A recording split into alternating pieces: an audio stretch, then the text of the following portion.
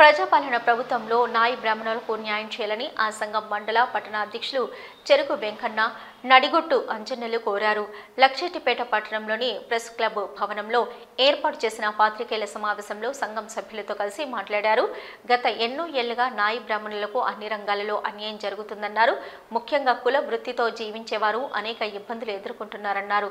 వచ్చే స్థానిక సంస్థల ఎన్నికల్లో ప్రభుత్వం తమకు కొన్ని సీట్లు కేటాయించాలని రాజకీయ ప్రాధాన్యత లేకపోవడంతో నాయి బ్రాహ్మణులు నిరాధరణకు గురవుతున్నారని ఆవేదన వ్యక్తం చేశారు. గత ప్రభుత్వాలు తమను కేవలం ఓటు బ్యాంకుగానే పరిగణించడంతో సరైన సామాజిక న్యాయం జరగలేదన్నారు.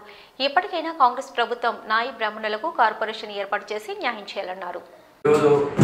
మా నాయి బ్రాహ్మణులు మా లక్ష్మీపేట మండలంలో దాదాపుగా 200-300 కుటుంబాలు ఉన్నాయి. అదేవిధంగా టౌన్లో షాపులు పెట్టుకొని కొన్ని సంవత్సరాల నుంచి దుర్భర జీవితం గడుపుతూ ఉన్నారు. వాళ్ళకు ఎలాంటి హక్కులు లేవు. వాళ్ళు అదే చేసుకుంటే తిన్నట్టు లేదు, రికార్డు డొక్కాడే పరిస్థితులు ఉన్నారు. ఇంతకుముందు ప్రభుత్వాలు మాకు ఫెడరేషన్ పెట్టినారు. ఆ ఫెడరేషన్ ద్వారా కొంచెం మోడీ ఆంధ్రప్రదేశ్ ఉండే అప్పుడు మాకు ఏదో అన్ని అన్నట్టు చాలా లోన్లు అందినాయి. అదేవిధంగా మళ్ళీ ఇప్పుడైతే ఆ ఫెడరేషన్ మొత్తం తీసేసారు. అదే మా నాయ బ్రాహ్మణులకు ఇప్పుడు నాయ బ్రాహ్మణ ఫెడరేషన్ ఏర్పాటు చేసి చైర్మన్ చేసి దాని న్యాయబ్రాహ్మణులకు ప్రత్యేక ఫండ్ విడుదల చేసి మాకు కొంచెం ఎంతో కొంత లోన్లు ఇప్పించి అదే చేస్తే ఏదో షాప్ పెట్టుకొని ఏదో బతుకుతారు.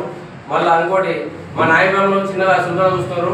ఊళ్ళలో కానీ ఎక్కడ కానీ అరే మంగళవాడ నీకు ఏమైతే ఏదో బావతులు లేక భిక్షం పెడతాం అనే టైప్లో కొన్ని జాగాలు ఉంది. అలాంటివి లేకుండా మా నాయ బ్రాహ్మణులు గుర్తించి ఇప్పుడు నాయ బ్రాహ్మణులు అనే పదం వాడాలని గవర్నమెంట్ విన్నపం చేస్తున్నాం. అదేవిధంగా మాకు నాయ బ్రాహ్మణులకు ఇప్పుడు గౌడ సంఘాలకు 50 సంవత్సరాలకే పెన్షన్లు మంజూరైనవి. మాకు కూడా ఇస్తామని గత ప్రభుత్వాలు చెప్పినాయి. కానీ ఇప్పుడు మాకు ఎలాంటి అవమానం లేదు.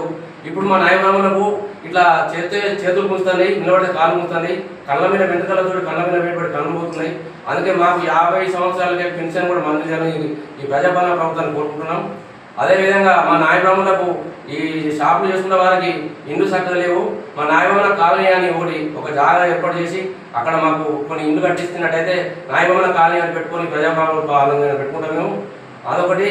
మళ్ళా మా నాయ బ్రాహ్మణులను గుర్తించి మాకు రాజకీయంగా కానీ ఇప్పుడు ఊళ్ళలో కానీ ఇప్పుడు టౌన్లో కానీ కౌన్సిలర్ కానీ వార్డు మెంబర్ కానీ సర్పంచ్ కానీ ఎక్కడ అర్హత ఉన్న వారికి కొంచెం నాయ బ్రాహ్మణులు అని గుర్తించి వాళ్ళకు కొన్ని కేటాయిస్తే వాళ్ళు కూడా పోటీ చేసుకుంటారు. రాజకీయం కూడా కొంచెం ఎదిగి కొంచెం ఎంతో కూడా తెలివికి వస్తారు.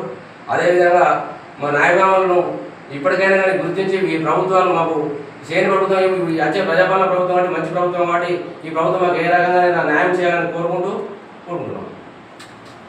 గత ప్రభుత్వాలు ఎన్నో అయినా కూడా మాకు ఏం ఇప్పటి వరకు మాకు కనీసం ఒక వార్డు మెంబర్ కానీ ఒక కౌన్సిలర్ ఒక ఎమ్మెల్యే సీట్ కూడా ఏది లేదు. మాకు ఇప్పటి వరకు ఒక ఎమ్మెల్యే అని నాయకులు లేదు. కాబట్టి మాకు దయచేసి మాకు కొన్ని సీట్లు కేటాయించాలని మేము గవర్నమెంట్ కోరుతున్నాం.